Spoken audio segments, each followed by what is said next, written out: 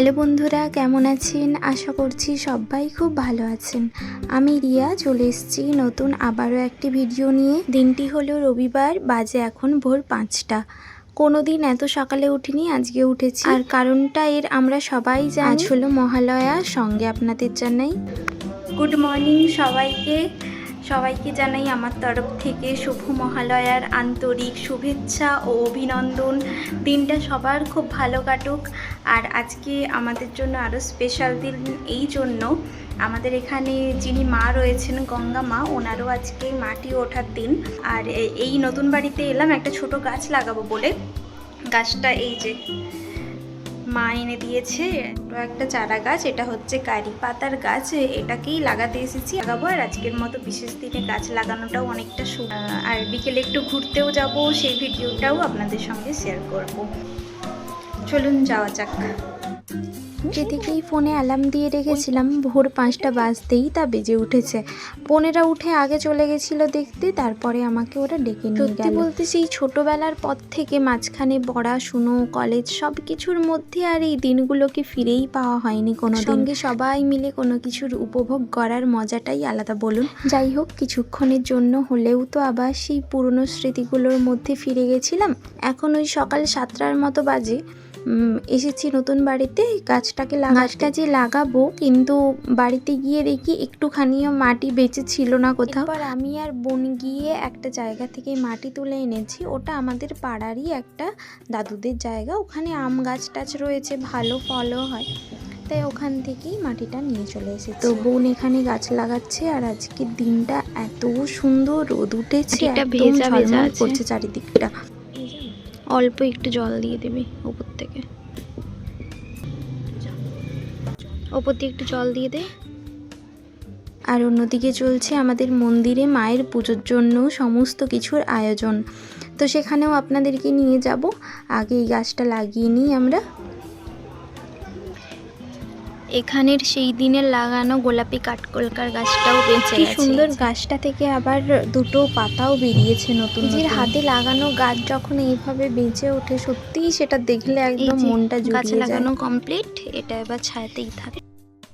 যেটুকু মাটি বেঁচে গেছিলো ওটা এখানের ওই ফুল গাছটায় দিয়ে দিচ্ছি। মা ওই পাশে ফুল গাছটা নতুন বসিয়ে দিয়ে গেছে। আর ওইদিকে মন্দিরের পুজোটাও শুরু হয়েছে, যদিও আমাদের ছাদ থেকেই দেখা যায় পুজোটা।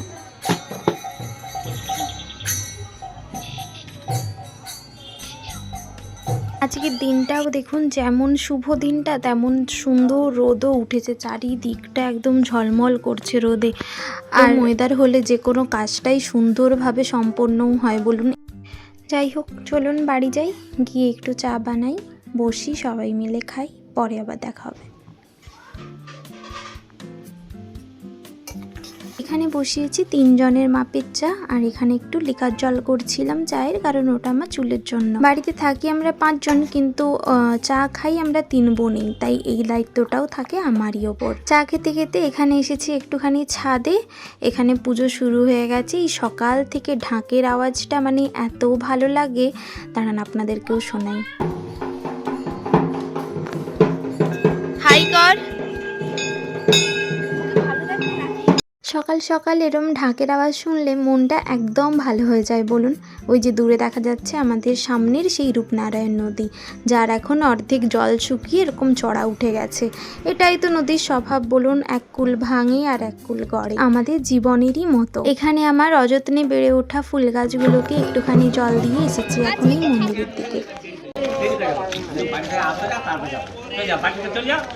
আমি স্কুল পড়ে আছি, মাকে বাবাকে সব বুঝে আছি।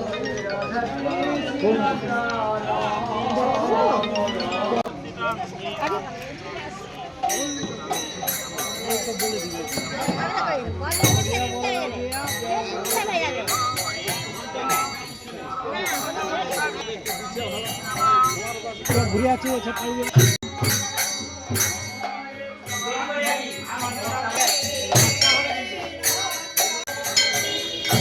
চলছে মায়ের মাটি পুজো, ঠিক কথা, কিন্তু দেখতে দেখতে দিনগুলো পেরিয়ে কবেই যে এই মায়েরও পুজো চলে আসবে সেটা আমরা বুঝতেই পারবো না। যদিও হাতে খুব একটা বেশি দিন টাইম নেই, আর মোটে ওই এখন চলছে সেপ্টেম্বর, মায়ের পুজো আছে জানুয়ারিতে, ওই 4-5 মাস ধরুন। আর এদিকে এসেছি, এখানে আজকের দিনে এমনিতেই গঙ্গায় স্নান করাটা শুভ বলে মানা হয়, তাই আজকের দিনে সবাই নদীতে এইভাবেই স্নান করে উঠে যায়। ছোট বোন যেহেতু সাঁতার শেখেনি এখনো, তাই ওকে আমি নিজেই তুলে নিয়ে বাড়ি যাচ্ছিলাম, কারণ ওরা এখন অনেক ছোট, তো একটু চোখে চোখে রাখাটা সত্যিই প্রয়োজন। আর আজকে জোয়ারও প্রচুর হয়েছে নদীতে, দেখুন একদম ভর্তি জল। আর মা যে চলেই এসেছেন সেটা এই পরিবেশ দেখলেই বোঝা যায়। যাই হোক, চলুন এখন বাড়ি যাই।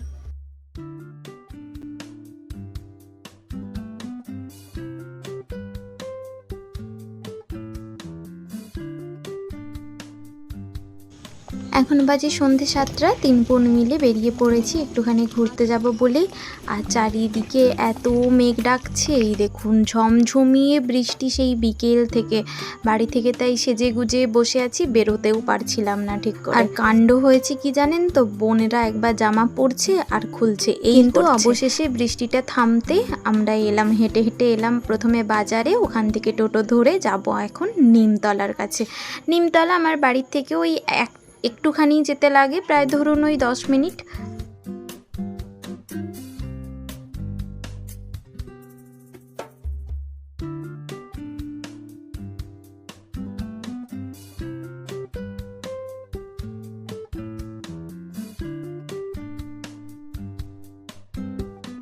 এসেছি এখানের বং পিৎজাতে, পিৎজা খেতে একটুখানি। হ্যাঁ, অনেক দিন থেকেই বোনদেরকে বলে রেখেছিলাম যে একদিন ওদেরকে নিয়ে গিয়ে পিৎজা খাওয়াবো।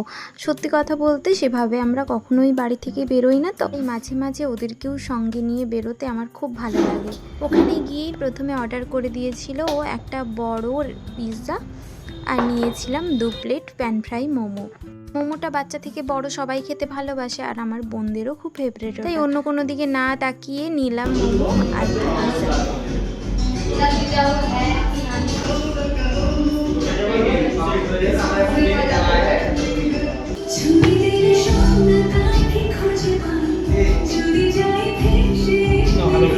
ভালো লাগছে।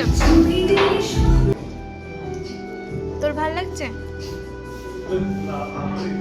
না বলতে নেই, এভাবে মুখের উপর না বলতে নেই। তোমার কেমন লাগছে? আর আমার তো অলওয়েজ ভালো। এখানের অ্যাম্বিয়েন্সটা সত্যিই খুব সুন্দর। এসেছি যখন, নিয়েছি 1 প্লেট মিক্স চাউমিন খেতে আমার সবসময় খুব ভালো লাগে, আর নিয়েছিলাম একটুখানি কোল্ড ড্রিঙ্কস। সবাই মিলে কোল্ড ড্রিঙ্কস নিয়েছি। চলুন, অনেক রাত হয়েছে, ঝটপট খেয়ে এবার বাড়ি ফিরতেও তো হবে।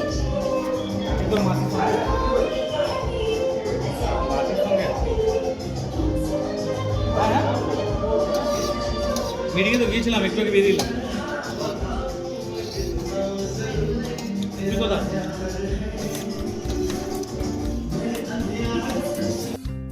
চলুন, হয়ে গেছে খাওয়া দাওয়া সবার, এবার বেরোবো বাড়ির দিকে। আজকের ভিডিওটা এখানেই শেষ করছি। দেখুন রাস্তাটা পুরো ফাঁকা হয়ে গেছে, কেউ নেই, আবার বৃষ্টির রাত যেহেতু।